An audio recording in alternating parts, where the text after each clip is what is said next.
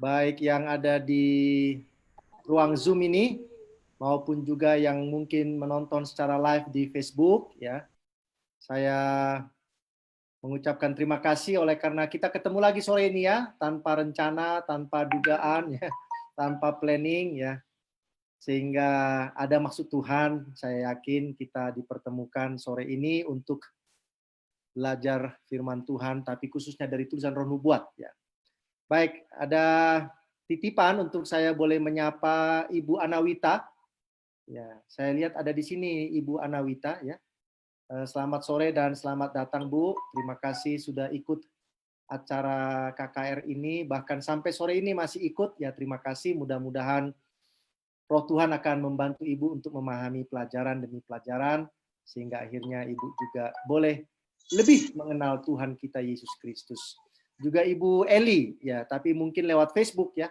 Saya tidak bisa cek di Facebook secara live, tapi terima kasih dan juga kepada semua saudara-saudara yang ikut lewat live di Facebook acara kita PA sore ini.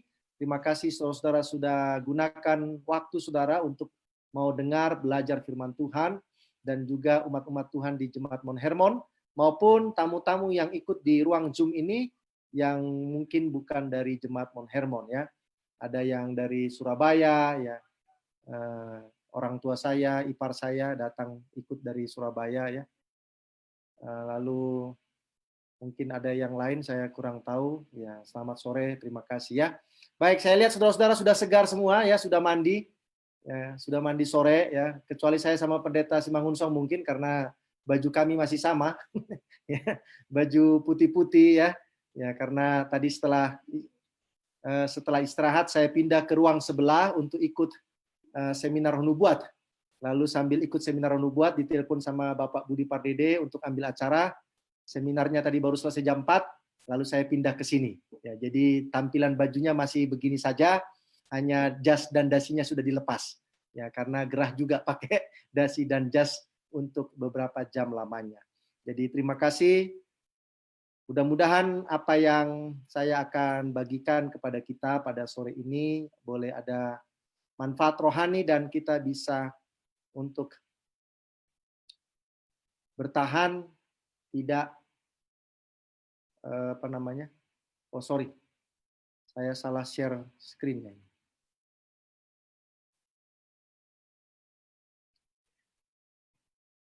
Bisa mengerti bagaimana cara kerja kuasa kegelapan. Sebenarnya ini bukan apa yang saya temukan atau sesuatu yang baru saya temukan hasil pikiran saya, bukan. Tapi saya hanya mengambil dari buku Kemenangan Akhir ya. Kalau saudara punya bukunya, bagus juga nanti saudara baca-baca sendiri setelah acara PA ini. Di pasal 14 judulnya adalah Jerat-jerat Iblis.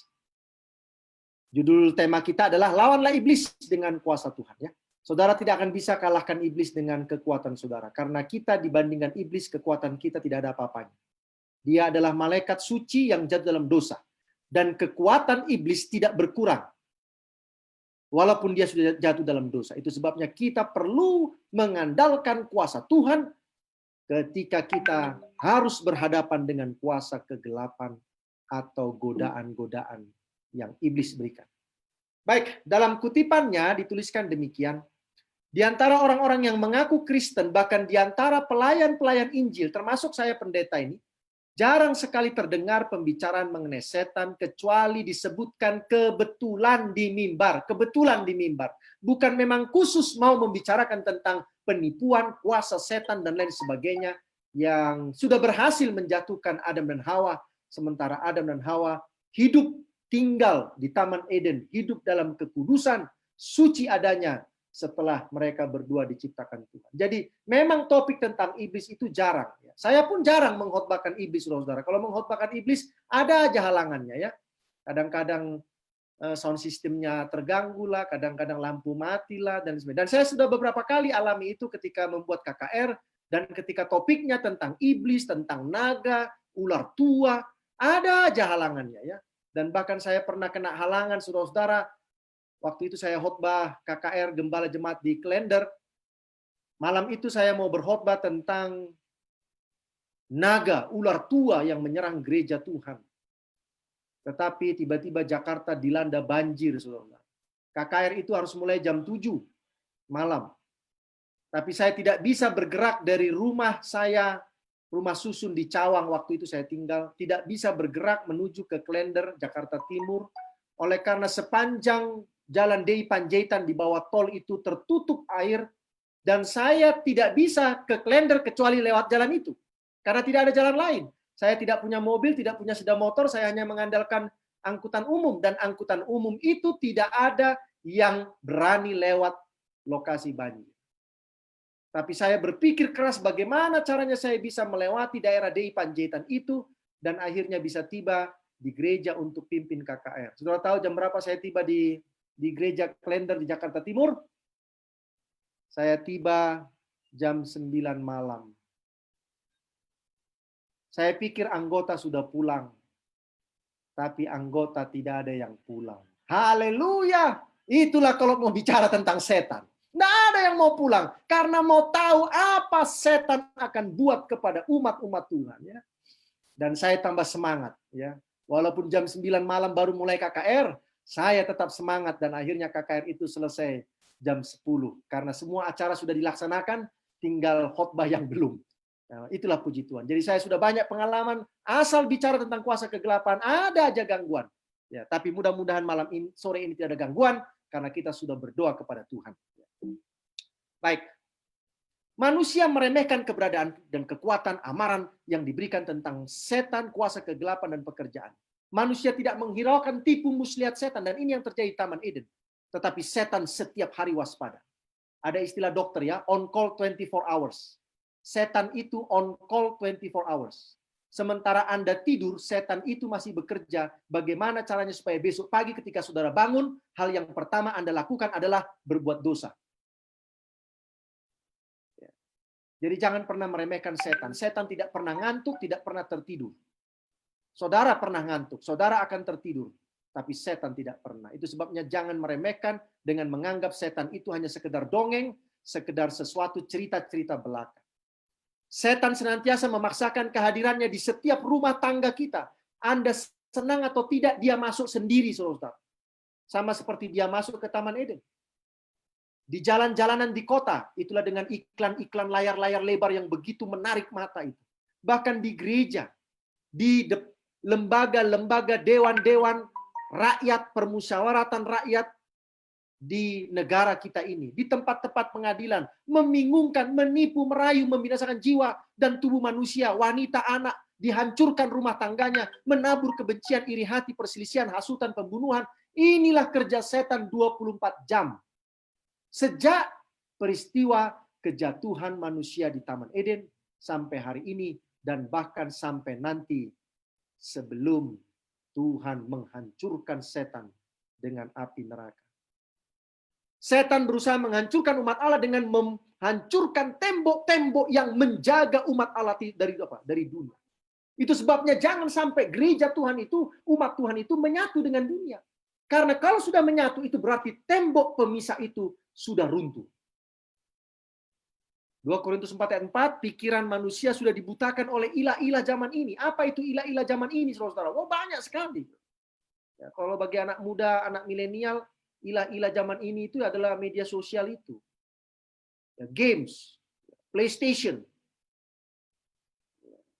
Temannya PlayStation, Play Store. Akhirnya di-download semua dari situ. Kan temannya PlayStation itu Play Store, saudara. Di-downloadlah semua dari situ. Nah, itu ilah-ilah modern yang harus hati-hati. Penyesuaian kepada kebiasaan-kebiasaan duniawi, mempertobatkan gereja kepada dunia. Dan hal itu tidak pernah mempertobatkan dunia kepada Kristus. Ini camkan baik-baik. Gereja yang berkompromi dengan kebiasaan dunia tidak akan pernah menobatkan orang kepada Kristus. Jadi semakin saudara mirip dengan dunia, semakin tidak ada orang bertobat dari gereja saudara. Tetapi semakin berbeda saudara dengan dunia, maka itu akan membuat terang gereja itu semakin terang. Di mana itu adalah terang Kristus, dan akhirnya melalui gereja itu Tuhan akan membawa banyak orang kepada diri. Setan bisa menciptakan kesusahan Camkan ini baik-baik, saudara-saudara. Setan bisa menciptakan kesusahan, tetapi dia tidak dapat mencemarkan kekudusan itu. Dia dapat menyebabkan kesengsaraan, tetapi dia tidak dapat menyebabkan kenajisan di dalam orang yang hidup benar di hadapan Tuhan. Oleh sebab itu, inilah peperangan melawan setan. Dimulai di sorga, diteruskan di bumi, diakhiri nanti waktu Yesus datang yang kedua kali, dan yang ketiga kali setan akan dibinasakan dengan api neraka. Dasar Alkitabnya, 1 Petrus 5 ayat 8 dan 9, setan seperti singa mengaum-ngaum yang siap menerkam mangsanya. Dia berjalan, saudara-saudara. Kalau saudara baca buku Ayub, maka Tuhan berkata kepada iblis, dari mana kau?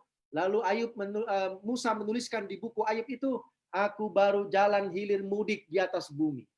Ya, dia mutar-mutar, saudara-saudara. Termasuk sore ini dia sekarang mutar-mutar di rumah saudara ini.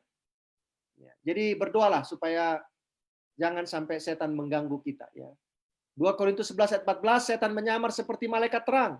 Dan kalau saudara baca tulisan Roh Nubuat, setan datang kepada Kristus menyamar seperti malaikat terang. Tapi sayangnya, Kristus tahu siapa yang datang, karena Kristus Maha Tahu.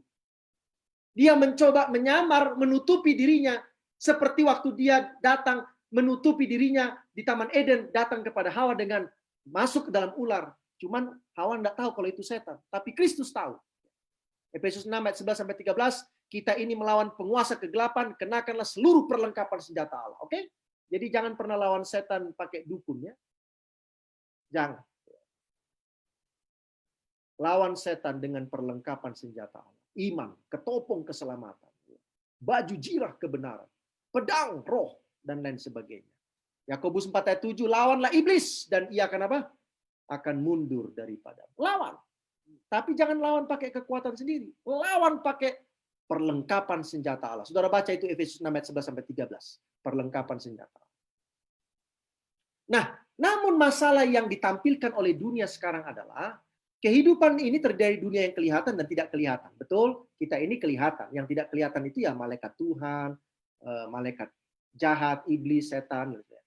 Dunia kelihatan adalah hidup kita ini, dunia tidak kelihatan adalah pelayan-pelayan roh kebenaran, itulah malaikat-malaikat sorga, dan roh-roh jahat atau malaikat setan. Manusia cenderung meragukan keberadaan roh jahat, dan melihat malaikat-malaikat suci yang melayani manusia itu dianggap sebagai roh-roh orang mati yang datang muncul di depan manusia. Nah ini masalahnya. Jadi roh jahatnya cenderung diabaikan, dianggap sebagai cerita yang menakut-nakuti saja untuk anak-anak. Ya, ibu-ibu, awas lo ya, kalau nggak makan nanti setan datang. Ya akhirnya anak-anak itu lebih takut sama setan daripada sama Tuhan. Coba kalau ibu bilang, awas lo ya, kalau nggak makan nanti Tuhan nggak kasih makan kita lagi. Jadi harus makan kita supaya Tuhan kasih makan. Karena kalau kita nggak makan berarti Tuhan akan lihat sayang makanannya dikasih sama kita karena dibuang-buang. Kan lebih enak begitu daripada awas kalau nggak makan nanti setan datang. Ya. Ya, padahal setan tidak mau makan yang dikasih untuk bayi kita itu, dia tidak mau makan itu, tidak itu makanannya. Ya. Roh atau malaikat dianggap sebagai roh orang mati, jadi kan bingung kita ya. Padahal malaikat itu sudah ada sebelum manusia diciptakan. Jadi malaikat-malaikat surga yang melayani kita itu, memang di dalam Alkitab beberapa kali malaikat itu muncul dalam bentuk manusia. Ya. Tetapi malaikat-malaikat itu bukan roh-roh orang mati, bukan. Karena itu ajaran kegelapan.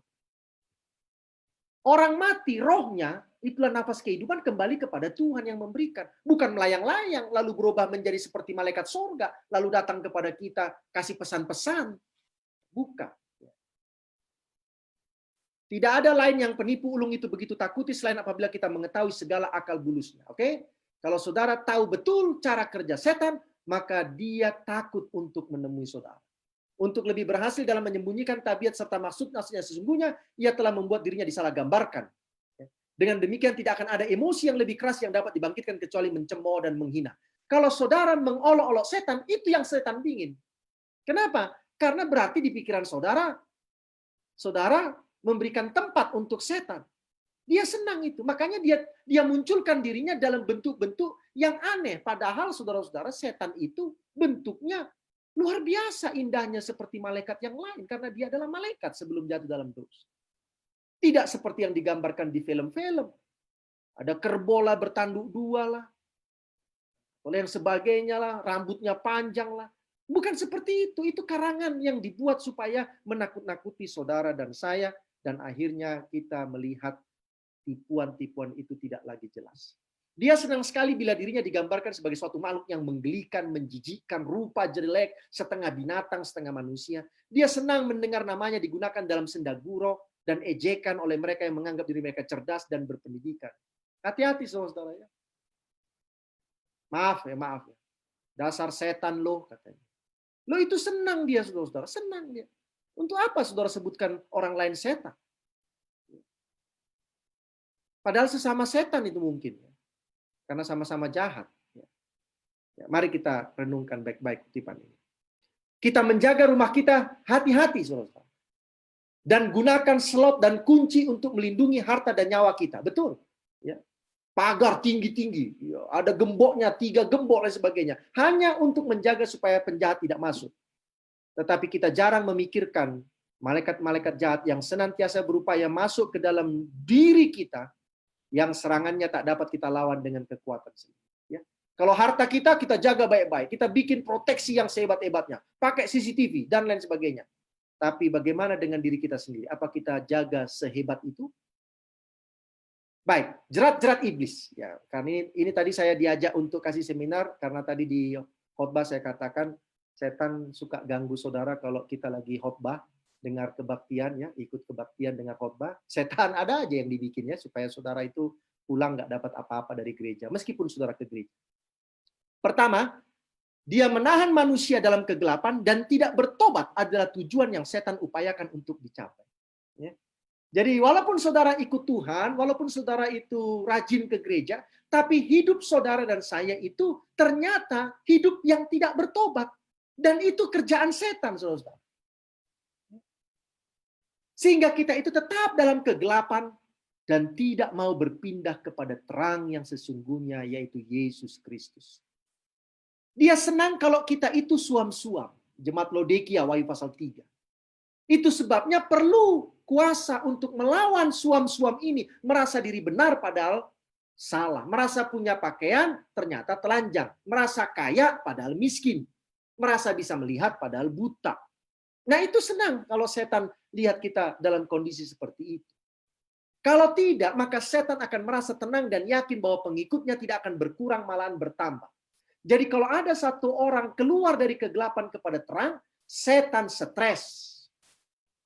Tetapi kalau ada satu orang masuk dari terang kepada kegelapan, maka setan bergembira. Dan kalau semua begitu, maka pengikutnya tidak akan pernah berkurang. Bahkan bertambah-tambah, karena yang suam itu akan mempengaruhi yang tidak suam. Kalau ada kita lawan setan, setan akan gelisah. Dan semakin dia memperbesar usahanya untuk tetap mempertahankan pengikutnya. Makanya saudara-saudara, obat untuk serangan setan yang pertama yaitu membuat kita tetap dalam kegelapan, merasa diri benar, suam-suam kuku adalah apa yang harus aku perbuat supaya selamat. Maka jawabnya adalah percayalah kepada Yesus, bertobatlah, serahkanlah dirimu untuk dibaptiskan untuk pengampunan dosamu, dan engkau akan menerima karunia apa?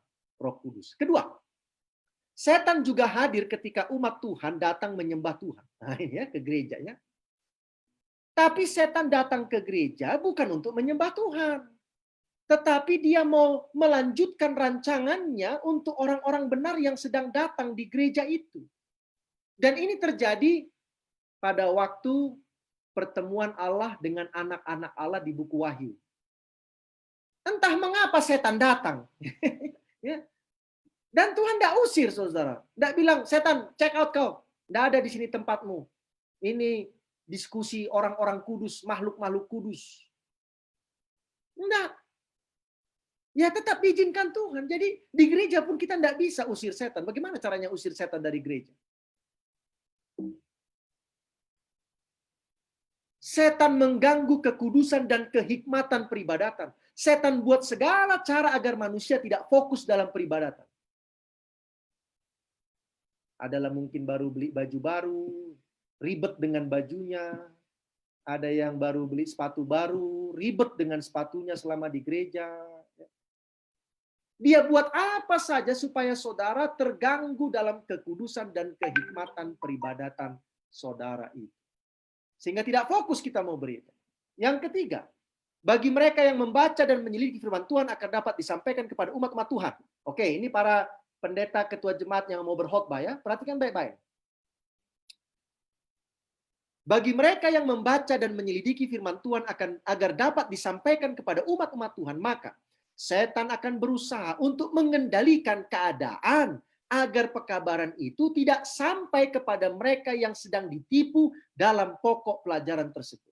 Jadi ketika pendeta sedang menyiapkan sebuah pelajaran, ingat Pak Pendeta, tua-tua gereja, ingat baik-baik. Ketika kau menyiapkan khotbahmu, pendeta menyiapkan khotbah, ketua menyiapkan khotbah, setan ada di sampingmu membaca semua isi khotbah. Wah, kalau gitu Pak Pendeta, saya bikin khotbahnya di otak saya saja ya, supaya nggak bisa dibaca setan. Kalau bisa, bagus ya. Tapi kayaknya nggak bisa ya. Karena kita selalu ada contekannya. Ya. Tapi kalau bisa bagus juga, supaya setan nggak baca-baca isi khotbah saudara. Bahkan ketika saudara tidur, dia baca isi khotbah saudara itu. Dia baca itu. Ia catat. Dari seluruh khotbah yang saudara siapkan 40 menit itu, dia catat pokok pelajaran yang hendak disampaikan tersebut, mana-mana yang penting, mana-mana yang penting. Dia catat itu. Dan dia akan buat bagaimana caranya supaya ketika yang penting-penting itu akan keluar dari mulut para pengkhotbah, maka pendengar tidak akan mendengarkan. Setan akan membuat agar mereka yang seharusnya datang untuk mendengarkan pekabaran itu, yang sangat mereka perlukan, tidak datang ke gereja. Ayo. Bagaimana Pak Rio Intan? Jadi setan tahu ini kalau khotbah didengarkan oleh Pak Rio Intan, maka Pak Rio Intan akan bertobat. Jadi supaya tidak bertobat, dibikinlah cara supaya Pak Rio Intan ini tidak ke gereja hari Sabat di mana Pak Pendeta mau khotbah. Akhirnya apa yang terjadi? Khotbah jalan, Pak Rio Intan tidak mendapatkan pekabaran yang penting buat dia. Godaan pemanjaan selera, pemuasan diri adalah cara yang masih ampuh bagi setan agar manusia tidak mendengarkan kebenaran yang mereka perlukan. Keempat, setan mengetahui betul bahwa semua yang dapat dituntunnya untuk melalaikan doa dan penyelidikan kitab suci akan dikalahkan oleh serangan-serangannya. Bagaimana caranya? Setan buat saudara saya itu malas mau belajar Alkitab, malas belajar sekolah sahabat, malas untuk datang beribadah. Tadi saya katakan di khotbah, mana yang lebih sibuk? Saudara atau Daniel? Mana yang lebih sibuk? Saya yakin Daniel itu bisalah sesibuk Bapak Menteri di negara kita ini. Kita kan belum ada yang menteri ya, belum ada kan? Kita ini hanya menteri pelayanan perorangan, menteri bakti wanita Advent, ya, yang rakyatnya cuma 50 ya, rakyatnya cuma 60 ya, jadi kan nggak repot-repot amat ya, nggak repot-repot amat. Berjagalah dan berdoalah supaya kamu jangan jatuh dalam pencobaan. Ini pesan Yesus kepada para murid. Dan akhirnya jatuh mereka dalam pencobaan karena nggak berjaga dan berdoa. Dan setan buat itu supaya saudara dan saya itu seperti malas mau apa? Mau belajar Alkitab. Kelima, ini karena ada 14, jadi saya harus hemat waktu ya. Nanti saudara baca sendiri. Kelima, ada kelompok orang yang mengaku saleh, ya, mengaku saleh, yang gantinya terus berusaha untuk mengetahui kebenaran, malah menjadikan agama mereka sebagai usaha untuk mencari kesalahan dalam tabiat atau kekeliruan dalam kepercayaan orang-orang yang tidak sependapat dengan mereka. Mereka ini adalah tangan-tangan kanan setan. Maksudnya adalah ada kelompok-kelompok orang di dalam gereja ini yang mengaku saleh, gantinya terus menyelidiki firman Tuhan, malah mereka ini menjadi hakim buat orang lain, mengkritik orang lain, menunjukkan kesalahan tabiat perilaku orang lain. Dan Roh Nubuat katakan mereka ini adalah bagian dari tangan kanan setan. Apa artinya tangan kanan tuh? Orang kepercayaan. Kalau tangan kiri masih kurang dipercayai. Tapi kalau dibilang tangan kanan, itu orang kepercayaan. Kalau di perusahaan kan nggak pernah dibilang, Pak, kenalkan Pak, ini tangan kiri saya Pak. Nggak ada itu. Yang ada ini tangan kanan saya Pak. Jadi orang yang selalu kerjanya mencari-cari kebenaran, kesalahan, mengaku dirinya lebih hebat, lebih suci, lebih benar daripada orang lain, maka ini tangan kanan setan. Hati-hati. Penuduh-penuduh akan muncul sementara Allah bekerja dan hamba-hambanya sedang memberikan penghormatan yang benar kepada Tuhan. Pekerjaan mereka memutarbalikkan perkataan tindakan dari hamba-hamba yang setia. Mereka akan menyalahtafsirkan motif-motif semua perbuatan yang benar dan mulia dan mengedarkan tuduhan palsu. Jadi ada orang yang sudah sungguh-sungguh melayani masih digosipin di gereja. Ada orang yang sudah luar biasa menyerahkan dirinya untuk pelayanan di gereja masih digosipin di gereja. Hati-hati. Mereka adalah tangan kanan setan. Jangan dibiarkan orang seperti itu menjadi alat setan di dalam gereja. Tidak seorang pun perlu ditipu. Karena semua kita ini dilihat dari buahnya. Itu aja. Sehingga jangan kita mencari menjadi hakim buat orang lain. Dia itu mah melayani karena ada maunya itu, karena sudah dekat pemilihan supaya terpilih lagi jadi ketua jemaat. Itu kerjaan setan itu, saudara. Buahnya nanti akan tunjukkan. Biar saja buahnya akan menjadi hakim buat dia. Jangan kita menjadi hakim buat dia. Keenam, pandangan bahwa apa yang dipercaya manusia tidak penting adalah salah satu penipuan setan yang paling berhasil. Maksudnya begini. Dia tahu bahwa kebenaran apabila diterima dengan kasih menyucikan jiwa penerimanya. Itulah sebabnya setan senantiasa berusaha menggantikannya dengan teori-teori palsu, cerita dongeng, Injil yang lain kalau menurut istilah Rasul Paulus. Injil tapi lain Injilnya, bukan Injil yang dari Alkitab, dari Yesus Kristus. Ini cara setan juga untuk menjerat umat-umat Tuhan. Supaya umat-umat Tuhan itu tidak percaya kepada kebenaran, tapi percaya kepada cerita-cerita dongeng. Injil palsu, teori-teori palsu. Sikap longgar yang menganggap bahwa pengajaran agama yang benar itu tidak penting, tidaklah diterima oleh para pembela kebenaran dalam Alkitab. Memutarbalikkan kebenaran untuk menyokong suatu teori yang disukai adalah penyebab pertentangan perselisihan di antara jemaat-jemaat Kristen. Itu sebabnya gereja harus solid doktrinnya, harus solid pemahaman kebenarannya. Kalau tidak akan masuk doktrin palsu, akhirnya berantam itu gereja. Dan ini jerat iblis. Jerat iblis. Itu sebabnya kita perlu hati-hati di dalam mencari kebenaran. Penafsir-penafsir kitab suci yang samar-samar dan simpang siur. Berbagai teori yang bertentangan mengenai kepercayaan agama yang terdapat dalam dunia Kristen adalah pekerjaan musuh besar kita untuk mengacaukan pikiran supaya tidak dapat memahami kebenaran. Akan dimunculkan setan gereja yang mirip gereja Advent. Supaya saudara dan saya jadi bingung. Apakah ini benar, kebenaran, gereja yang benar? Ini akan dimunculkan oleh iblis supaya kita menjadi bingung. Bila mana para penyelidik kitab suci diadakan tanpa roh mau diajar, kerendahan hati, dan berdoa, maka ayat-ayat yang paling jelas sekalipun dan paling sederhana di dalam Alkitab akan diputarbalikkan dari arti yang sebenar. Ingat, setan hanya butuh satu kata untuk memutarbalikkan perkataan Tuhan di Taman Eden. Semua pohon boleh kau makan buahnya. Setan katakan, semua pohon dalam taman ini jangan kau makan buahnya. Hanya butuh satu kata. Walaupun dia penyelidik Alkitab, tapi kalau dia tidak dikendalikan oleh kuasa Roh Kudus, maka dia justru akan menemukan kebenaran-kebenaran yang diputarbalikkan oleh iblis.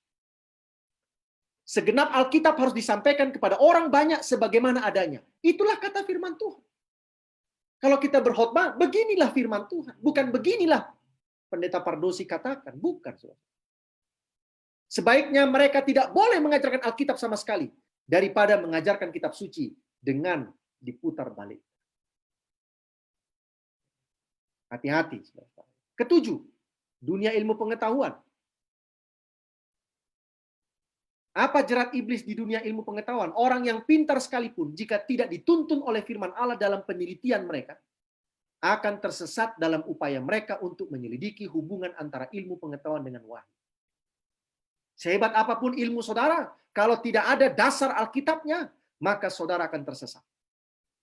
Ilmu pengetahuan harus diuji oleh Alkitab, bukan Alkitab diuji oleh ilmu pengetahuan. Saya mau buktikan apakah Alkitab itu benar atau tidak menggunakan sains. Kebalik, saudara-saudara. Harusnya saudara katakan, saya mau uji ilmu pengetahuan itu apakah sesuai dengan Alkitab atau tidak. Karena kalau tidak, saya akan buang. Kalau sesuai, saya akan terima. Begitu harusnya. Dan ini jerat-jerat iblis. Mengapa? Karena orang sekarang lebih senang apa yang dikatakan oleh ilmu pengetahuan daripada yang dikatakan Alkitab. Orang lebih percaya kepada ilmu pengetahuan daripada yang dikatakan Alkitab. Kedelapan, adalah sebuah karya agung dari penipuan setan untuk membiarkan pikiran manusia terus menyelidiki dan menerka-nerka apa yang Allah tidak nyatakan dan apa yang Dia tidak kehendaki untuk dimengerti oleh manusia. Jadi setan ingin buat supaya manusia itu terus menyelidiki sampai hal yang tidak dinyatakan Tuhan pun dicari-cari tahu. Dan inilah caranya Lucifer jatuh. Apa itu? Ia tidak puas dengan keadaannya. Apa yang Allah berikan kepadanya, tugasnya, dia tidak puas. Dia kepingin seperti Yesus. Dia mau jadi bagian dari kealahan. Nggak bisa. Di dalam Alkitab ini, saudara-saudara, ada bagian yang saudara harus ketahui, dan ada bagian yang saudara dan saya belum perlu ketahui. Nanti di sorga, baru Anda boleh ketahui bersama dengan Allah itu sendiri yang akan menjadi guru kita. Ia tidak puas karena ada rencana Allah yang tidak dinyatakan kepadanya. Allah mau menciptakan manusia, tetapi dia tidak diajak. Dia komplain. Ia tidak mengindahkan semua yang Allah sudah berikan. Tidak puas dia. Dia ingin yang lebih. Dia ingin seperti Allah. Yeskiel 28. Roh yang sama telah ditanamkan dalam hati para malaikat-malaikat yang ikut memberontak di sorga itu. Bahkan itu sekarang juga ada pada diri kita. Nggak puas, dosa. Sudah punya rumah 1, pengen 2. Sudah punya rumah 2, pengen 3. Sudah punya pengen 3, rumah 3, pengen 4. Lalu ditanya berapa anaknya? Cuman 1. Terus rumah yang 3 buat siapa? Kalau mau jadi warisan. Mau kasih ke gereja? Nggak juga. Kalau anak 4, rumah 5, mungkin masih masuk di akal. Satu-satu dapat rumah. Tetapi kalau sampai orang tua harus siapkan satu-satu rumah kepada anaknya supaya nanti mereka punya rumah, berarti orang tua itu sudah tidak percaya sama Tuhan. Mohon maaf ini ya, mohon maaf ya. Kenapa? Orang tua, waktu Anda masih muda, apakah orang tua kita itu menyiapkan rumah buat kita? Enggak. Karena orang tua kita itu percaya sama Tuhan, bahwa Tuhan akan kasih rumah sama anak-anaknya. Nah sekarang kenapa jadi kita tidak percaya sama Tuhan dengan menyiapkan rumah 5 satu-satu untuk anak kita yang 5? Seolah-olah Tuhan perlu bantuan kita untuk menyiapkan rumah buat anak-anak kita. Yang sialnya adalah sudah habis bermiliar-miliar, Yesus datang, nggak jadi dipakai rumahnya. Ya, Pak Budi Pardede sudah ketawa ya. Kalau Bapak Budi Pardede sudah ketawa, maka benarlah pekabaran ini ya. Ya. Kesembilan, di antara agen-agen yang paling berhasil dari penipu ulung itu adalah ajaran-ajaran menyesatkan dan mujizat palsu spiritisme. Setan menyamar sebagai malaikat terang, nabi, bahkan Mesias palsu. Saudara baca di Matius pasal 24. Dia memasang jeratnya di tempat-tempat yang tidak dicurigai. Di mana itu kira-kira tempat yang tidak dicurigai? Kan nggak mungkin diskotik, nggak mungkin bioskop. Itu udah pasti dicurigai, itu tempat-tempat kegelapan itu. Di mana itu dimunculkan tempat-tempat yang tidak dicurigai? Ada yang bisa jawab supaya nggak ngantuk satu arah matanya lama-lama begini nanti ya. Kalau begini ya, karena satu arah terus kan di mata kan? Di gereja, pendeta. Di gereja. Wah, ini luar biasa. Kan nggak curiga orang ada setan di gereja, padahal ada. Gitu ya. Di mana lagi? Di mana? Di KKR. Di KKR. Ya, KKR itu di gereja juga ya, kecuali KKR-nya di lapangan bola ya. Artinya satu kesimpulannya di aktivitas-aktivitas kerohanian ya, gitu ya. Mau di gereja, mau di lapangan bola, ya di KKR gitu. Itu tempat-tempat nggak dicurigai, saudara. Tapi di situ dia buat mujizat-mujizat penyembuhan. Wah, haleluya katanya. Puji Tuhan, engkau sudah berjalan. Padahal yang berjalan itu awalnya memang sudah bisa berjalan. Kami pura-pura aja lumpuh. Dan setelah ibadah, lumpuh lagi dia. Karena doanya kurang kuat.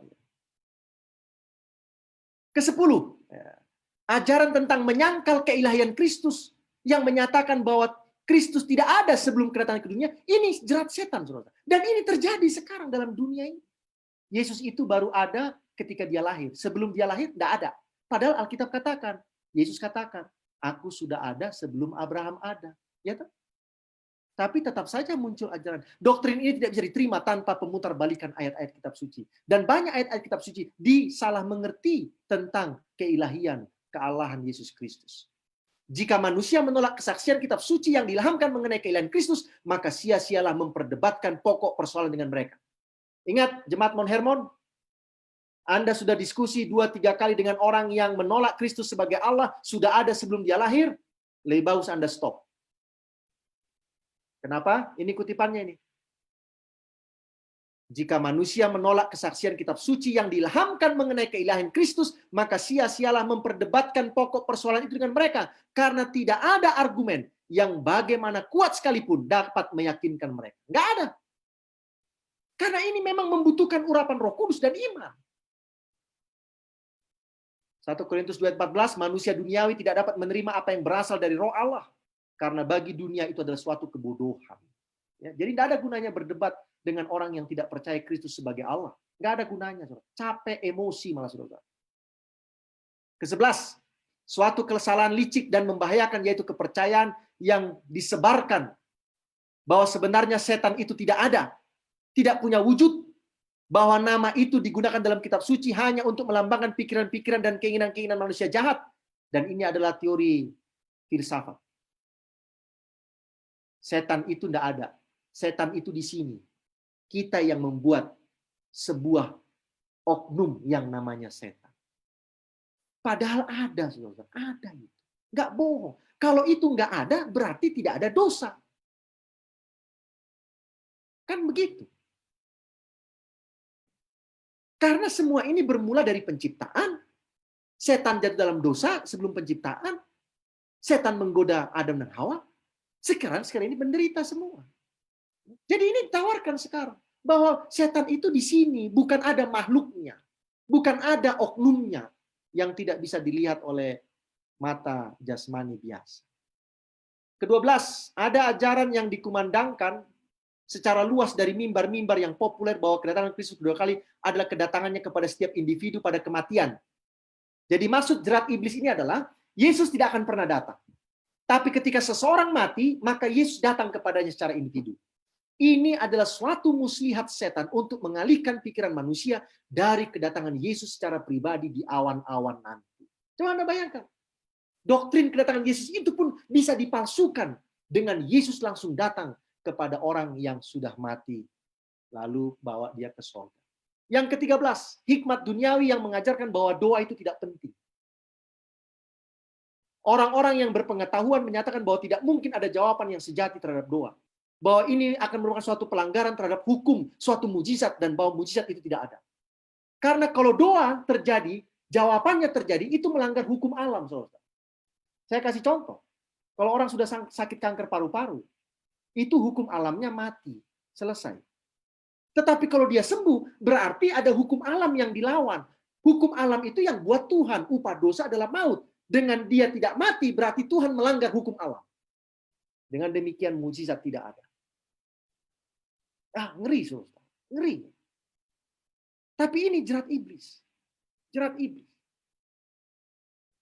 Semesta alam ini diatur oleh hukum-hukum dan Allah tidak melakukan sesuatu yang bertentangan dengan hukum yang ia buat. Benarkah? Oh, enggak. Allah membuat hukum alam, tetapi Allah tidak terikat kepada hukum yang dia buat. Ini menarik. Beda dengan manusia. Manusia membuat undang-undang. Dan yang membuat undang-undang itu terikat kepada undang-undang yang dia buat. Tapi Allah tidak. Allah tidak. Allah tidak terikat kepada hukum Allah. Dia pembuat undang-undang, tetapi dia tidak terikat kepada hukum Allah.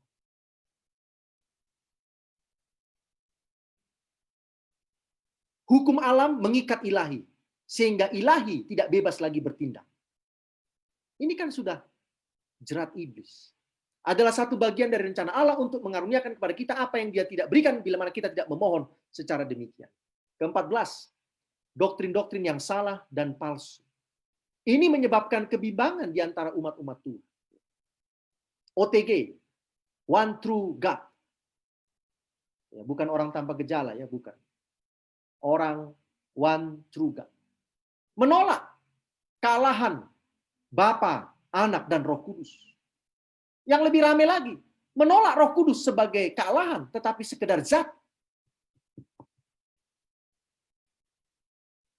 Adalah mustahil membayangkan akibat yang membahayakan yang timbul dengan cara mencabut salah satu dari tonggak-tonggak yang telah ditetapkan oleh firman Tuhan. Ini termasuk teori evolusi. Termasuk. Evolusi itu ada dua. Nanti kalau saudara belajar sekolah sahabat saudara, ada dua. Evolusi ateisme dan evolusi teistik. Evolusi ateisme tidak melibatkan Tuhan. Evolusi teistik melibatkan Tuhan. Tetapi intinya sama. Membutuhkan jutaan miliar tahun. Apakah Tuhan membutuhkan jutaan miliar tahun? Meskipun evolusi teistik itu terlihat rohani, tetapi itu sebenarnya adalah jerat iblis kepada manusia. Kebimbangan terjadi di Taman Eden. Dan inilah rahasia kesuksesan setan. Membuat manusia bimbang. Mereka tidak percaya kepada firman Allah karena firman itu menemplak, menyalahkan dosa yang sedang mereka lakukan. Mereka gunakan ayat Alkitab untuk membingungkan orang lain. Adalah cara yang paling ampuh. Sabat atau minggu. Sabat sudah disalibkan di kayu salib. Kalau sabat disalibkan di kayu salib, lalu kenapa hukum yang pertama sampai ketiga tidak ikut disalibkan? Kenapa yang kelima sampai ke-10 tidak ikut disalibkan? Kenapa hanya hari keempat, hukum yang keempat yang disalibkan? Ini teori-teori yang dibawa untuk mengacaukan dunia. Dan ini pelajaran sekolah sahabat kita tadi. Hanya butuh satu kata. Jangan. Itu aja. Tuhan katakan boleh, setan katakan jangan. Hawa menjawab, tambahan lagi ada. Tuhan tidak pernah katakan meraba pun mati, tidak. Tapi Hawa tambahkan lagi, meraba pun mati. Hati-hati kita sebagai penyampai firman Tuhan. Jangan ditambahi, jangan dikurangi. Kalau nggak bisa menyampaikan, lebih bagus sampaikan saja apa yang paham, selesai. Tapi jangan ditambahi, jangan apa? Dikurangi. Jaminan Allah apa? Malaikat sorga adalah pahlawan perkasa. Kumpulan yang berjumlah 1000 kali beribu-ribu dan selaksa kali berlaksa-laksa siap melayani umat-umat Tuhan. Mereka melayani seperti kilat. Cepat sekali, cepat. Bahkan sebelum saudara berdoa, malaikat itu sudah standby di samping saudara. Siapa yang bisa membuktikan? Sebelum saudara selesai berdoa, malaikat itu sebenarnya sudah standby di tempat saudara berada. Siapa yang bisa kasih contoh dalam Alkitab? Orang muda? Sorga itu menolong kita secepat kilat. Secepat kilat. Per second. Tidak per menit, tidak per jam. Per second. Ada contoh? Halo? Masih ada semua saudara-saudara atau tinggal saya sendirian di ruang Zoom ini? Ayub mungkin Pak Pen. Ayub? Oh ya. Ayub masih agak lama menderitanya ya, lama gitu ya, anak meninggal semua ya, butuh waktu ya. Ini secepat kilat, selesai persoalan. Ada? Itu yang dibakar-bakar tuh. Ya, ini. Ishak, Abraham dan Ishak. Abraham dan Ishak, oh ya boleh. Secepat kilat ya, sempat terlambat, selesai persoalan itu. Secepat kilat. Jangan-jangan domba itu sudah di situ, saudara-saudara. Tinggal diperintahkan kapan mengembik. Contoh yang lain adalah Hanaya, Misael, Asaria. Apa kata Nebukadnezar? Coba cium dulu, ada yang bau enggak? Enggak ada yang bau, Tuanku Raja. Enggak ada yang terbakar. Bayangin coba, kalau seandainya sorga terlambat nolong, paling tidak alis gosong, saudara. Paling tidak gosonglah alis ini kan. Terlambat soalnya pertolongan tuh. Memang dia tidak mati, memang dia tidak terbakar, tetapi paling tidak udah gosong ini alis karena terlambat nolongnya. Secepat kilat, bahkan sebelum Sadrak, Mesak, Abednego masuk ke dalam dapur api, sudah di situ. Kalau menurut Nyonya White, itulah Yesus Kristus. Kalau menurut Nebukadnezar, the Son of God. The Son of God itu dipahami penulis Alkitab sebagai Yesus Kristus. Nebukadnezar tidak kenal siapa Yesus Kristus. Itu sebabnya dia hanya kata apa? Anak dewa. Kenapa dia bilang anak dewa? Karena tidak ada manusia yang bisa selamat kalau masuk ke dalam. Kan hanya itu. Berarti yang bisa selamat masuk ke dalam siapa? Ya dewa-dewa, kan itu aja. Kenapa dia bilang anak dewa? Karena bapak dewa nggak bisa turun. Bapak dewa di atas, anaknya yang dikirim. Nah, ini teori-teori kekafiran itu dicocok-cocokkan saudara-saudara. Makanya dia, wih, seperti anak dewa itu katanya. Dia pun belum pernah lihat anak dewa juga, tapi dia pikir dewa tidak akan turun, anaknya yang akan turun. Ya, menarik ya. Tapi nggak usah kita bahas ya, karena kita sedang tidak bicara tentang teori agama orang Medo-Persia atau Babylon. Cahaya kemuliaan mereka begitu memilaukan sehingga bisa menyebabkan seseorang seperti orang mati. Malaikat diutus dalam misi penyelamatan pelepasan Sodom Gomora, Petrus di penjara, Paulus di penjara, begitu cepat dikirim. Allah memagari hidup umatnya. Jangan khawatir saudara-saudara, dipagar saudara-saudara hidup kita. Utusan Allah berkemah di sekeliling umat-umat yang takut akan Tuhan. Berkemah saudara-saudara. Kalau berkemah itu berarti bangun kemah enggak? Bangun kemah. Makanya kalau saudara diberkati Tuhan punya rumah baru, panggil Pak Pendeta supaya Pak Pendeta doakan malaikat-malaikat bangun kemah di sekitar rumah saudara. Supaya dijaga. Setiap orang punya satu malaikat penjaga. Tapi setiap orang juga punya malaikat setan yang gangguin. Tapi jangan khawatir. Mari kita lihat sekarang ya, hitung-hitungan matematika. Mana yang lebih banyak? Stok malaikat Tuhan atau stok malaikat setan? Malaikat Tuhan mereka. Karena 2/3 ya. Nah, 2/3 ya. Sementara setan 1/3 kan? Jadi kalau datang satu malaikat setan, ya, itu sudah 2 siap melawan. Ya, ikut saudara 3. Tapi jangan saudara ikut-ikutan melawan malaikat Tuhan. Akhirnya 4 lawan 1 atau 4 lawan 0. Ya. Malaikat Tuhan mau bantu, malah saudara ikut-ikutan melawan malaikat Tuhan. 2 sudah siap menolong saudara karena stok malaikat di sorga itu lebih banyak 2 kali lipat daripada stok malaikat setan. Malaikat yang diutus unggul dalam kekuatan, diutus dari sorga untuk melindungi umat-umat Tuhan. Nggak usah khawatir. Walaupun tadi saya sudah katakan ada 14 jerat-jerat iblis yang bisa digunakan untuk menjatuhkan gereja Tuhan, umat-umat Tuhan, jangan takut. Kesimpulan. Haleluya, puji Tuhan, selesai juga urusan setan ya. Aman, tidak ada gangguan ya. Allah akan menyatakan maksud-maksudnya sebanyak yang kita perlu ketahui, dan selebihnya kita hanya apa? Percaya. Ini tadi tentang Taman Eden tadi itu ya. Kok kenapa Tuhan itu bisa sampai jatuh dalam dosa itu Hawa ya? Kalau saudara punya iman, nggak perlu kita tahu semua. Nggak perlu. Percaya saja, percaya. Allah akan menyatakan maksud-maksudnya sebanyak yang kita perlu ketahui. Sebanyak yang perlu kita ketahui. Kalau Tuhan katakan sudah cukup, ya sudah cukup. Dan selebihnya kita harus percayakan kepada tangan yang maha kuasa, hati yang penuh kasih itu. Ketidakpercayaan kepada Allah adalah hasil dari hati yang belum dibaharui, yang bermusuhan dengan Tuhan. Tetapi iman diilhami oleh Roh Kudus, dan itu akan bertumbuh subur hanya apabila dipelihara dengan baik.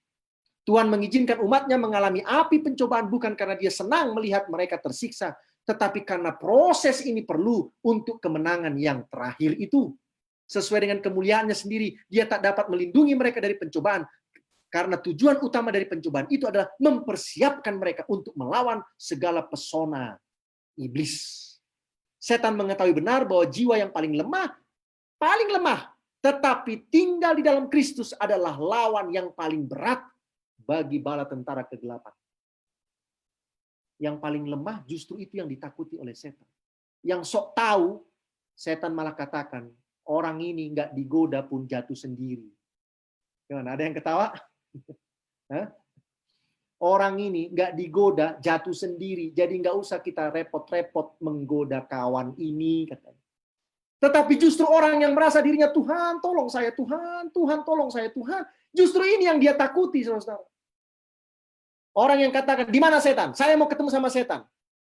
Justru orang itu yang diketawain sama setan. Kenapa? Karena setan itu sudah di dalam dia. Untuk apa saudara nyari-nyari setan? Yesus saja nggak pernah nyari-nyari setan. Saudara baca di Alkitab, Yesus tidak pernah bertanya, mana yang kerasukan setan? Supaya kusir setan itu. Nggak ada. Dia ditemui oleh orang kerasukan setan, atau dalam perjalanan dia menemui orang kerasukan setan. Nah sekarang ini kan ada hebat, ada hamba-hamba Tuhan yang berkata, aku sanggup mengusir setan. Mana setannya? Supaya kusir. Jangan-jangan sudah di dalam setannya. Di dalam diri hamba Tuhan itu maksud saya. Akhirnya setan ngusir setan. Sinetron lah jadinya. Hanya di dalam ketergantungan kepada Allah dan penurutan kepada segala perintahnya, kita bisa selamat. Tak seorang pun merasa aman dalam sejam, sehari, tanpa doa. Terutama sekali kita harus memohon dari Tuhan hikmat untuk mengerti firman-Nya. Disinilah disingkapkan segala tipu daya penggoda dari setan, sarana yang dipakai oleh setan, sehingga kita bisa tahu bagaimana caranya melawan. Setan hafal Alkitab. Ya, ada jemaat Mount Hermon yang hafal Alkitab? Belum. Saya pun belum. Dari Kejadian 1 ayat 1 sampai Kejadian pasal 22 sampai Wahyu 22 ayat 21, saya pun belum. Tapi setan hafal. Nah, inilah persoalannya kan. Jadi kalau masuk surga itu syaratnya bisa hafal Alkitab, setan masuk duluan. Saya sama pendeta Rio nunggu antri, Bapak Rio itu antri lama karena belum hafal-hafal kami ini Alkitab dari Kejadian 1 ayat 1 sampai 22 ayat 21 buku Wahyu. Setan hafal Alkitab dan ahli mengutip ayat Alkitab. Wah, pandai dia ya. Mengutip ayat Alkitab, setan jagonya. Tetapi menafsirkannya apa? Salah. Nah, ini persoalan. Ya, jadi hafal Alkitab pun kalau tafsirannya salah, lebih bagus nggak usah hafal Alkitab. Kita harus lidiki firman Tuhan dengan sungguh-sungguh, kerendahan hati, dengan tidak kehilangan pandangan terhadap ketergantungan kita kepada Allah. Tidak ada jemaat dapat maju. Perhatikan jemaat Mount Hermon, tidak ada jemaat dapat maju dalam kekudusan, kecuali anggota-anggotanya. Dengan sungguh-sungguh mencari kebenaran, sebagaimana mencari harta yang tersembunyi. Sementara kita harus senantiasa berjaga dan berdoa terhadap tipu daya setan ini, kita harus berdoa dalam iman terus-menerus. Janganlah membawa kami ke dalam apa? Pencobaan. Inilah maksud doa Tuhan Yesus dalam Matius pasal 6 itu. Berdoalah terus-menerus agar engkau tidak jatuh ke dalam kuasa setan. Tuhan memberkati kita semuanya. Siapa tahu ada pertanyaan atau apa, saudara boleh saya serahkan sama pembawa acara kita. Terima kasih, Tuhan memberkati.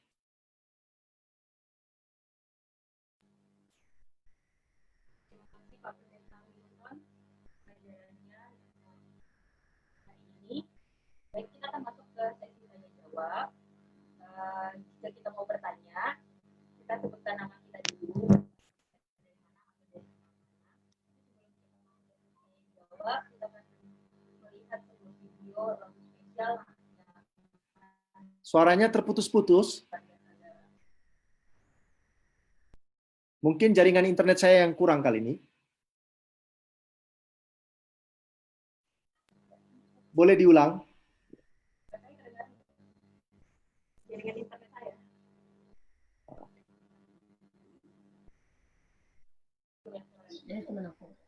Ya, saya ambil alih ya. Atau di chat saja, di chat ya. Saudari Valentina mungkin bisa di chat, nanti saya bacakan pertanyaannya. Kalau enggak keberatan. Ya, saya bantu.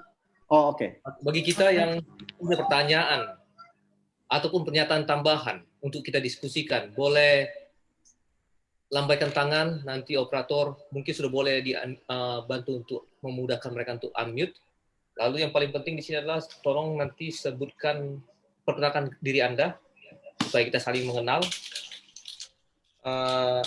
Dari mana, lalu sampaikan pertanyaannya. Silakan.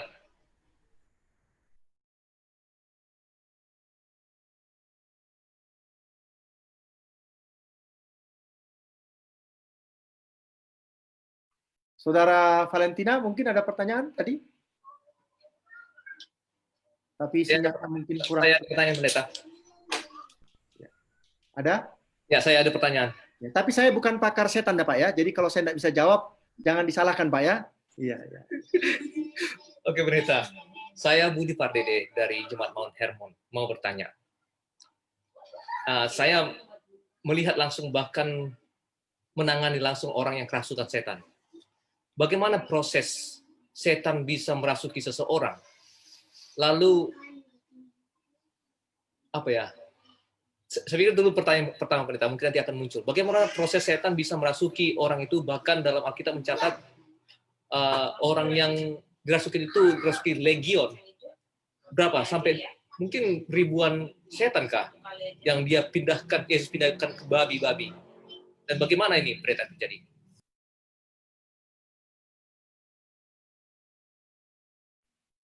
Karena babinya banyak, maka setannya perlu banyak, Pak. Ya. Kan babinya ribuan ya, makanya setannya perlu banyak karena harus masuk ke satu-satu babi itu kan. Mohon maaf ya, mohon maaf ya. Karena kalau bicara tentang yang depannya B itu agak risih hati pikirannya. Tapi karena ditanya ya harus dijawab ya. Matius pasal 12. Yesus pernah kasih perumpamaan ini ya. Matius 12 ayat 43 sampai 45. Mengapa seseorang itu bisa kemasukan roh kegelapan?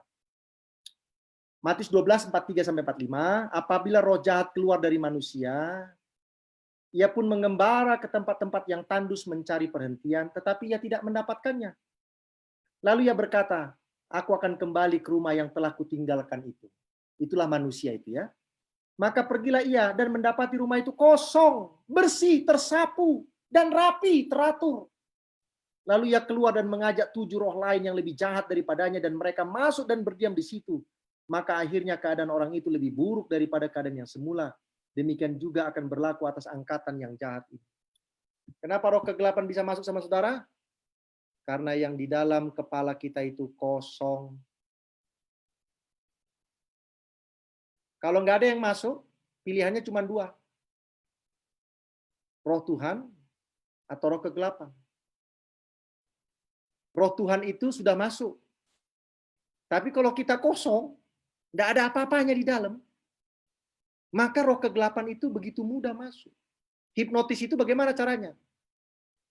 Ya sama orang-orang yang lagi bengong, Pak. Makanya adik-adik, ya, yang khususnya yang adik-adik gadis ya, kalau lagi nunggu di bus, jangan bengong seperti orang yang bebannya berat 1000 tahun gitu. Bengong, liatin gitu satu arah gitu ya. Maka Anda itulah tempat orang yang paling mudah untuk dihipnotis. Bikin aja sibuk sendiri, entah ngapa-ngapain lah, geleng-geleng kepala gitu kan, entah ngapal ayat Alkitab kayak entah apalah gitu ya. Jangan mengarah satu arah melihat gitu ya. Sepertinya beban ini 1000 tahun kayak setan dirantai begitu ya. Itu kan kalau orang yang otak pikirannya diisi dengan nyanyian, pujian, kebenaran, aktif ya, bekerja terus ini otaknya, berpikir, bekerja ya. Ya, jangan berpikir terus 24 jam ya, nanti bisa miring kita ya. Tapi kita isi dengan aktivitas, maka setan susah masuk, Saudara. Susah masuk. Ya. Susah masuk karena pilihannya hanya 2, mau dikuasai oleh roh Tuhan atau dikuasai roh setan. Tidak ada dikuasai oleh rohana, rohini, nggak ada. Ya, cuman roh Tuhan atau roh jahat, ya, bukan rohana atau rohini, bukan. Ya nggak ada. Ya. Ya itu Alkitab ya, saya bawa Alkitab aja ya Pak. Ya, Alkitab. Kalau kosong, maka akan ada yang masuk. Siapa yang masuk? Ya pilihannya cuma 2, kebenaran Tuhan atau kuasa kegelapan. Ya. Dan kalau kita tanya-tanya sama orang yang sudah pernah kerasukan setan, ya selalu teorinya begitu. Ya, saya pernah bertemu dengan orang muda yang minta dibaptis. Lalu saya tanya, betul kau sudah belajar firman Tuhan? Sudah. Lalu saya bilang di gereja, oke, kalau kamu yang mau dibaptis, kamu datang ke gereja berbakti dulu, tes dulu, berhari Sabat dulu, benar nggak berhari Sabat? Lalu dia datang ke gereja, saudara. Pada waktu saya berkhotbah, tiba-tiba orang muda ini berteriak-teriak di lantai depan gereja seperti harimau, saudara. Saya bingung, kenapa ini orang muda tiba-tiba menggaruk-garuk lantai gereja itu, lalu berperilaku seperti harimau. Saya katakan sama diakon, bawa dia keluar, saya harus selesaikan khotbah. Jadi di luarlah dia, di luar gereja, berperilaku seperti harimau. Saya nggak peduli, saya harus selesaikan dulu firman Tuhan. Kenapa jadi firman Tuhan stop gara-gara orang kerasukan setan? Setelah saya selesai berkhotbah, nggak lagu tutup. Saya suruh dia masuk, dibawa oleh tua-tua gereja. Karena saya mau adakan lagu penutupan. Ya, supaya harimau itu dengar dulu lagu apa? Lagu pujian ya, supaya mantap dulu ya. Setelah kami menyanyi lagu pujian, lalu saya panggil semua tua-tua gereja untuk maju ke depan mimbar, saya taruh dia di atas mimbar. Dan saya berdoa, dia di tengah. Mengaung-ngaung seperti harimau. Dan akhirnya dia habis energinya. Setelah dia sadar, saya tanya, adakah kau bermain-main dengan kuasa kegelapan? Iya, pendeta. Di dalam tubuh saya ini banyak susuk, termasuk susuk kegantengan dan susuk kaya menang judi. Lalu saya bilang, kok menurut saya kok nggak ganteng-ganteng amat? Berarti susukmu nggak maju ini. Ada anak gadis di sini, lihat dulu, ganteng nggak ini kawan ini? Nggak juga katanya, ya berarti susukmu nggak bagus. Saya bilang, nggak ganteng amat. Terus saya bilang, apa kau orang kaya sekarang? Enggak pendeta, saya nggak punya apa-apa. Tapi katanya susuk judi ada, tapi nggak menang-menang terus. Berarti nggak bagus susukmu itu. Ya, malah saya bikin candaan, saudara. Kenapa? Ya ngapain kita pikirin yang beginian? Lalu saya katakan, kalau kau mau ikut Yesus, kau harus lepaskan. Loh, tapi yang masukkan susuk itu sudah mati, Pak Pendeta. Ya kau tanggung sendiri. Kenapa dia cepat mati? Harus bertanggung jawab dia. Kenapa kau masukkan apa? Susuk ke dalam tubuhmu. Terus bagaimana Pak Pendeta? Kau harus keluarkan sendiri. Karena ini masalah komitmen. Bukan Pendeta Pardosi yang keluarkan. Tapi kau harus datang sama Yesus. Dan Yesus akan keluarkan. Saya bukan dukun. Kau datang sama Yesus, Yesus akan lepaskan semua itu. Tapi kalau tidak, tidak akan. Saudara tahu, itulah pertemuan saya yang pertama, bukan yang pertama, yang terakhir dengan saudara itu. Kenapa? Dia tidak mau lepaskan. Selesai, saudara. Selesai. Selesai. Karena ini sebuah komitmen. Saya mau lepaskan ini. Selesai. Dan Yesus akan lepaskan. Bukan Pendeta Pardosi. Saya bukan dukun. Bukan. Saya hanya menunjukkan di mana terang itu. Dan itulah Yesus Kristus. Terima kasih banyak. Itu pengalaman Pak Pardede ya. Pengalaman ya. Terima kasih. Ini menarik. Lalu misalnya ada dari saudara-saudara punya pertanyaan lain yang sehubungan dengan 14 jerat-jerat iblis ini. Silakan. Sebelum Anda menyesal nanti karena waktu kita tidak lama. Saya mau bertanya. Silakan. Oke, mari. Saudara Gio ya. Tolong perkenalkan diri Anda dari mana dan pertanyaannya. Saya Giovanni dari Lipo Karawaci, Jemaat Mount Hermon. Ya, terima kasih atas kesempatannya. Saya tidak membicarakan tentang iblis di sini, tapi saya mau bertanya, setan yang memakai, kan di dalam sebuah gereja pasti ada lalang dan ada gandum. Tadi saya tertarik dengan poin keberapa itu tentang kritik. Nah, saya mau bertanya, bagaimana kita membedakan bahwa, karena ini berbanding tipis sekali, kritik yang berasal dari Tuhan dan kritik yang berasal dari setan itu sangat tipis perbedaannya. Bagaimana kita tahu itu adalah kritik karena sama-sama pasti membangun, tapi ada yang memang mungkin saya pikir ada satu perbedaan yang mungkin pendeta bisa kasih tahu kepada saya dan juga kepada yang mendengarkan bahwa gimana kita bisa tahu kritik itu berasal dari Tuhan dan berasal dari setan. Karena kalau kritik yang dua-duanya membangun juga, tapi saya nggak tahu nih bagaimana cara membedakannya. Mungkin ada pendapat dari Pendeta Milton Pardosi tentang ini. Oke, baik. Saya kasih ilustrasi jadi dosen ya, supaya lebih mudah dipahami. Kritik, koreksi. Ini lebih menarik ya. Tuhan itu mengoreksi kita, saudara, tapi tidak mengkritik. Nah, koreksi itu begini. Umpamanya mahasiswa saya itu namanya Robert. Ada sih nama Robert ya? Nggak ada kan? Nah, supaya nggak tersinggung nanti ya. Pendeta. Ada nama Robert? Nggak ada ya? Oke, Robert. Ini kerjaanmu nggak bagus. Loh, kenapa? Ya pokoknya nggak bagus lah. Loh, nggak bagusnya di mana? Saya bilang nggak bagus, selesai. Jangan banyak komen. Kau mau kufailkan nggak? Saudara-saudara, saya tidak mengoreksi itu. Saya mengkritik, tapi kritiknya menghancurkan mahasiswa saya. Tapi kalau koreksi begini, Robert, ini kerjaanmu nggak bagus. Loh, emang kenapa, Pak? Lihat ya. Kau tulis 2 tambah 2 sama dengan 6. Dari mana ceritanya 2 tambah 2 sama dengan 6? Jadi menurut Bapak berapa? 5. Ini kan sama-sama bodoh namanya. Guru dengan murid sama-sama bodoh. Muridnya bilang 6, dosennya bilang 5. Kan harusnya 4. Nah, mengkoreksi artinya tahu jawabannya apa, tahu solusinya apa. Nah, di gereja begitu. Saya lihat ini Pak Ketua kita ini kurang aktif pelayanan ini. Lalu ditanya, Bapak sudah pernah jadi ketua? Belum, belum. Sudah melayani? Ya belum juga. Loh, tapi kenapa mengkritik? Ya pokoknya saya kritik. Kan gereja itu harus dikritik supaya bangun. Enggak juga begitu, saudara. Saudara boleh mengkoreksi orang kalau kau sudah lakukan itu. Kalau saudara belum lakukan itu, jangan pernah sentuh orang lain. Jangan. Saudara akan katakan begini. Sebagai ketua jemaat itu, Pak, begini caranya.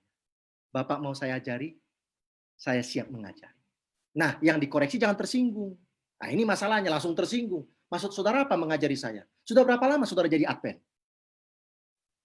Saya udah 40 tahun, Pak. Oke, sorry, saya baru 15 tahun. Akhirnya malu juga dia kan, tadi nantang berapa puluh tahun jadi Advent, ya kan? Nah, makanya saudara-saudara ya, jadi kita bicaranya baik-baik saja. Ya. Tapi saya sudah pernah lakukan, saya sudah terlibat di situ. Gitu. Ya. Bukan sekedar ngomong, bukan sekedar melemparkan sebuah persoalan, tetapi saya sudah ada di dalam, saya sudah lakukan itu. Saya sementara juga apa? Mau mengajari orang supaya orang sama-sama apa? Maju gereja itu. Nah, ini menarik kalau terjadi seperti itu. Yang ada ini adalah kritik A, kritik B, tidak lagi langsung sama orangnya, disebarkan di media sosial, ditanya kira-kira solusinya apa, jawabannya pikir sendiri. Kan saudara sudah terima itu pelayanan. Wah, ini sudah roh-roh kegelapan ini yang ngomong ini. Pikir sendiri katanya. Nggak boleh. Ya. Dan saya bisa jamin ini kuasa kegelapan. Tapi kalau itu datangnya dari Tuhan, maka dia akan kasih solusinya.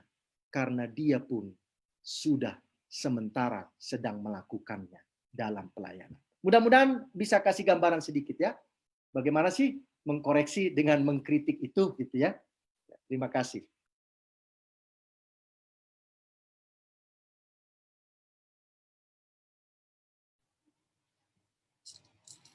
Sekitar 15 menit lagi waktu kita. Silakan.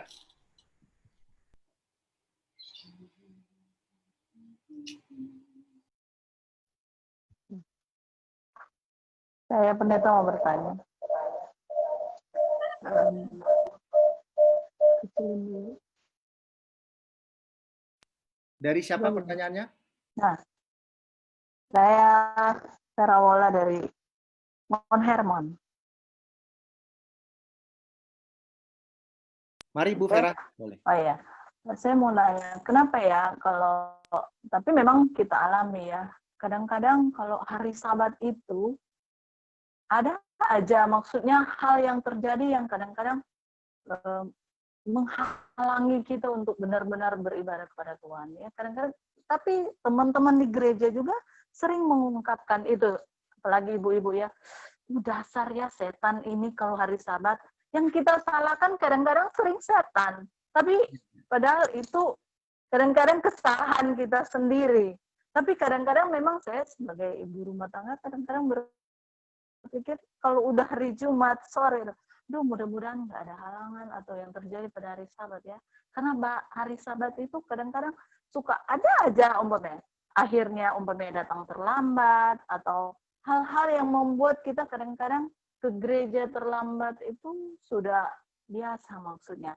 Jadi bagaimana cara kita mau merubah supaya itu tidak jadi kebiasaan. Jangan mempersalahkan setan maksudnya. Maksud saya itu. Terima kasih pendeta. Iya, baik. Saya jawabnya pakai cerita saja Bu ya. Ini suami istri berantem saudara. Hari Sabat berantem ini ya. Jadi begini ceritanya. Jadi sang suami ini ya sudah siap ke gereja. Sudah siap ya, dia pakai baju rapi ya, sudah siap lah, Alkitabnya dibawa, lagu Sion. Lalu sang istri ini ribet gitu ya. Nah, jadi bapak-bapak ya, mohonlah ya kalau hari Sabat jangan bapak-bapak itu seperti imam-imam Harun gitu ya. Ibu-ibu itu tolong dibantulah ya, apalagi kalau anak-anaknya masih kecil ya, anak 4 yang mandikan semua ibu. Ya akhirnya ibu itu pasti nanti ribet kalau udah ke gerejanya. Bapak-bapak ini seperti imam besar Harun gitu ya, bawa Alkitab, nungguin di mobil. Tin ya. Padahal anak 4 ini ya. Ya, ini anak siapa sih? Kan anak suami istri ya. Ya tolong dijagalah berempat ya. Jangan dibiarkan ibu-ibu sendirian menanggung beban ya. Waktu lahiran senang, waktu menjaga beban ya. Jadi susah kan? Jadi akhirnya ibu ini ribet gitu ya. Kalau dalam bahasa Medannya remeng kali ya. Tiba-tiba suaminya berteriak, "Hai iblis! Keluarlah!" Wah, apa kau bilang? Aku iblis katanya. Oh bukan. Maksudnya jangan sampai kau dikuasai iblis katanya. Akhirnya berantem tidak jadi ke gereja ya. Maksud suaminya bukan istrinya iblis, bukan. Tetapi jangan sampai iblis apa? Menguasai hatimu sehingga kau apa? Ribut terus gitu ya. Tapi istrinya pikir dialah apa? Iblis itu. Makanya hari persiapan itu penting. Penting hari persiapan. Dan hari persiapan itu ingat loh, bukan Jumat saja. Tapi Minggu sampai Jumat. Nah kadang-kadang kita ini hari persiapannya betul-betul Jumat beneran. Gitu. Sementara hari persiapan itu bukan Jumat saja, tetapi dari Minggu sampai Jumat. Jumat itulah pengecekan terakhir. Apa-apa yang kurang. Apa-apa, siapa tahu. Nah saya minta dengan hormat, para suami, kerjasamalah. Kalau sudah hari Sabat ya, anak-anak harus mandi. Ya, kalau ibu-ibu yang mandikan, bapak-bapak yang siapkan bajunya di tempat tidur supaya nanti ibu-ibu tinggal pakai. Ya, jangan ibu-ibu masih cari kaos kaki lagi. Bayangkanlah, pegang bayi cari kaos kaki, bapaknya dipanggil, "Pi, ambil kaos kaki Dede." Kan sudah tahu di lemari katanya. Ya betul sudah tahu di lemari, siapa yang nggak tahu di lemari? Tetapi siapa yang mau mengambil ini? Kan suami harus bantu. Mohon maaf ya bapak-bapak ya, apalagi kalau istri-istri potluck. Aduh, bapak-bapak ini tetap seperti imam besar Harun. Ya, dengan jubah kebesarannya itu tak mau disentuh dengan kenajisan katanya ya. Ya, jangan bapak-bapak ya. Akhirnya ibu-ibu itu bisa kemasukan setan tadi itu. Lalu saudara berkata dari apa? Dari pintu rumah, "Iblis, keluarlah." Katanya kan. Apakah istri saudara iblis? Kan enggak ya. Ya Bu ya, mohon maaf ya Bu ya. Saya belain Bu, enggak usah khawatir. Saya belain ya. Ya, karena kami ini bapak-bapak memang kalau sudah hari Sabat seperti imam-imam besar Harun semua yang siap masuk ke bilik maha suci. Ya, tidak boleh disentuh dengan kenajisan. Ya. Dan akhirnya apa? Istrilah yang akhirnya ribet pada hari Sabat ya. Ngomel sendiri ya, karena memang tuntutannya kan banyak ya. Harus siapkan potluck lah, bawa Alkitab, sekolah Sabat, anak-anaknya lah semua disiapin lah, sepatunya. Itu kan ribet saudara-saudara. Kalau anak satu sih mungkin nggak terlalu ribet, tapi kalau sudah 4, ya, kebetulan anak saya cuma 1, jadi saya nggak terlalu ribet ya. Tapi saudara-saudara kan ada anaknya yang 3, 4, 5 ya. Bedanya cuma setahun, karena berkat beranak cucu lah itu terlalu Anda praktekkan secara alkitabiah kan gitu ya. Tiap tahun satu. Akhirnya anak itu umurnya begini-begini, sudah dempet-dempet gini. Ini kan susah saudara-saudara. Susah. Terima kasih ya Bu ya. Mudah-mudahan jawabannya walaupun pakai cerita tapi meresap di hati ya. Meresap di hati. Terima kasih ya. Satu lagi dari saya pendeta. Jadi memang pengalaman saya dulu waktu saya di ladang misi, lalu ada seorang anak remaja yang langganan kerasukan setan. Kemudian tanpa sepengetahuan saya, tua-tua jemaat mengajak saya bersama anak itu untuk mengadakan kebaktian Rabu malam di tempat di mana dia biasa dirasuki. Saya katakan tidak, saya tidak mau menantang menghadiri tempat di mana mereka bernaung. Mereka bilang, kita harus datang, karena kita membawa nama Tuhan. Katanya, memang benar pendeta, sewaktu kami berjalan menuju tempat itu ada pohon di mana memang katanya sih sarangnya tempat setan itu. Waktu kami melintas, auman itu kencang sekali persis dekat telinga saya. Saya kaget dan takut. Lalu kami mengadakan kebaktian. Berkali-kali anak ini mengaum. Pertanyaan saya adalah, memangkah boleh kita atau dapatkah kita memang mendatangi tempat dengan maksud agar kita mengusir di mana setan itu sering bernaung? Baik. Yesus menemui orang di tempat di mana orang itu kerasukan karena dalam perjalanan ya. Saudara enggak pernah saudara cek di Alkitab Yesus katakan sama murid-murid, tolong dulu cari di mana orang kerasukan setan supaya kita bantu. Enggak pernah ya. Entah dia ditemui atau dia menemui karena dalam perjalanan orang itu di situ. Ya, orang itu di situ. Kalau kita tahu bahwa di tempat itu, disitulah dia masuk, ya ngapain kita pergi lagi ke situ kan gitu. Ya biar aja dia di situ, setan itu kan, nggak usah diganggu-ganggu ya. Nggak usah diganggu.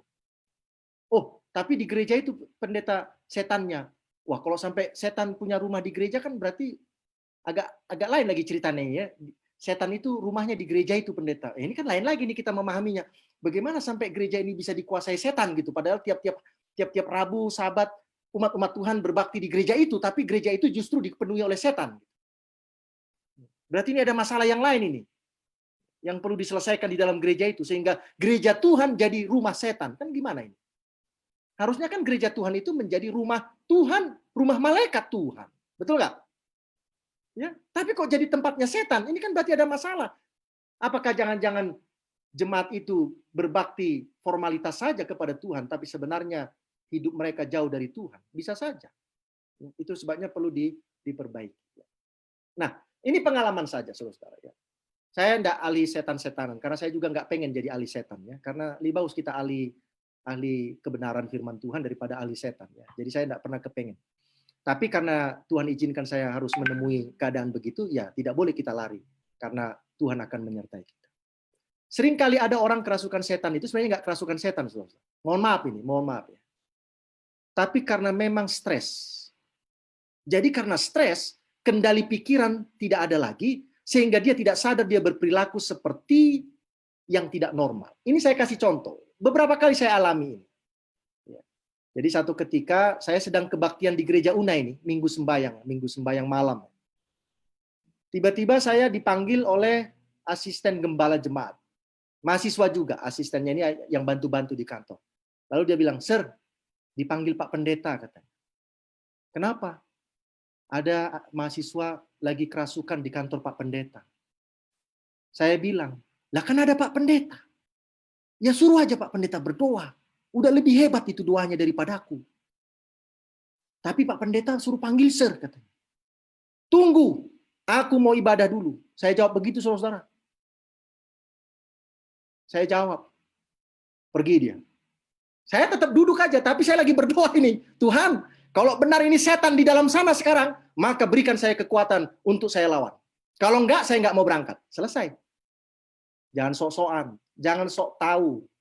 Ya. Kadang-kadang ada pendeta, "Pak Pendeta, ada setan." Langsung berangkat dia. Mana, katanya. Emang security, saudara-saudara. Tanya mana. Saya berdoa sambil dengarin khotbah. Datang lagi nih. "Sir, udah nggak tahan lagi, Sir," katanya. "Cepatlah," katanya. "Tunggu, aku berdoa dulu ini.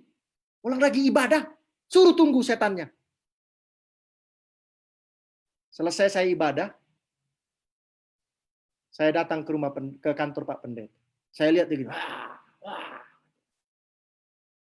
Saya diamin aja, saya liatin matanya gitu ya. Perempuan ini, saudara. Saya liatin matanya ya. Melotot sama saya lototin juga gitu ya. Emang dia aja yang bisa melotot, kita pun bisa. Tiba-tiba dia diam. Saya pun diam.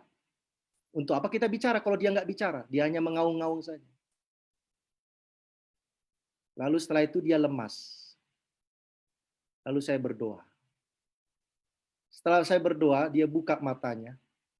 Lalu saya tanya, "Kau lapar, Dek?" "Iya, Sir." "Kenapa kau lapar?" "Saya ikut doa semalam suntuk berpuasa. Jadi saya lapar."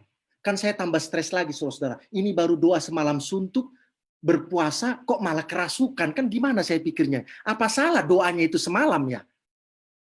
Bingung saya kan. Saya tanya sama Pak Pendeta, "Pak Pendeta, ini ikut doa semalam suntuk dan berpuasa, kok malah jadi begini nih polanya ini?"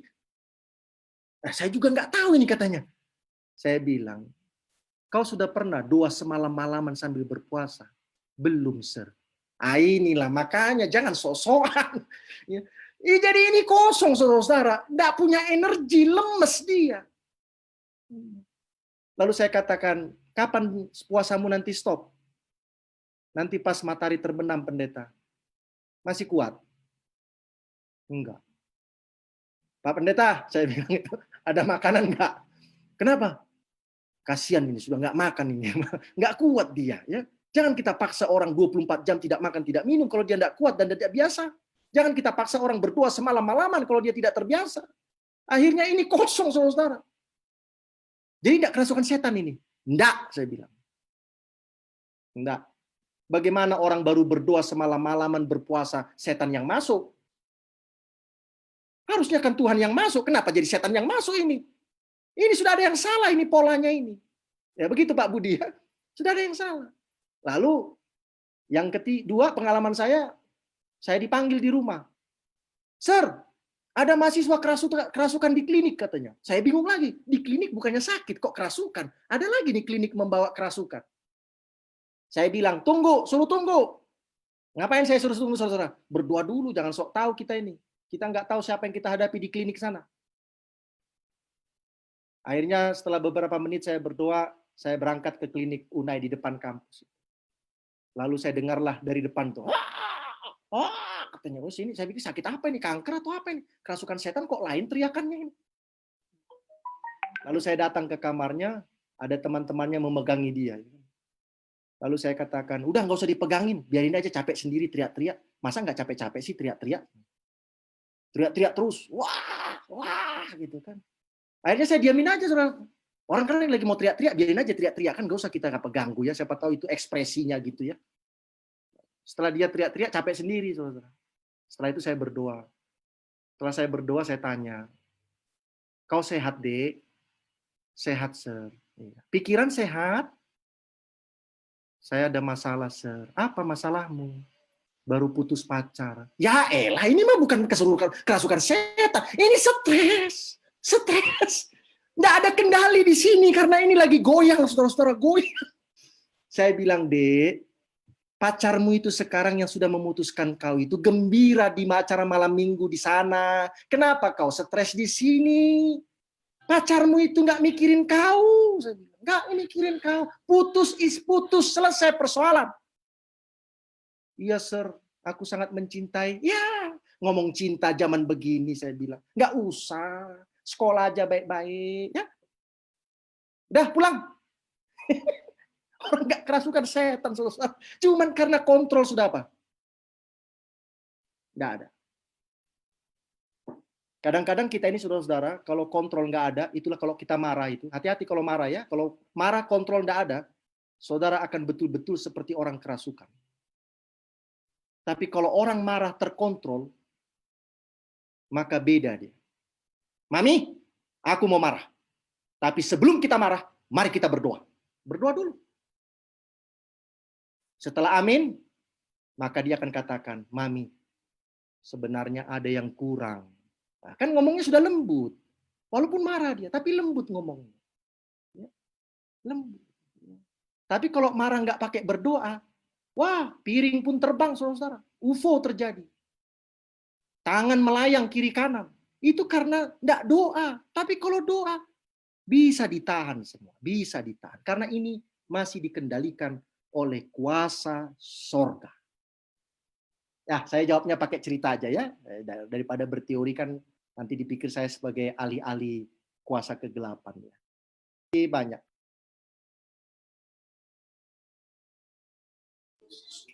Satu kesempatan, pertanyaan lagi. Silakan, saudara-saudara.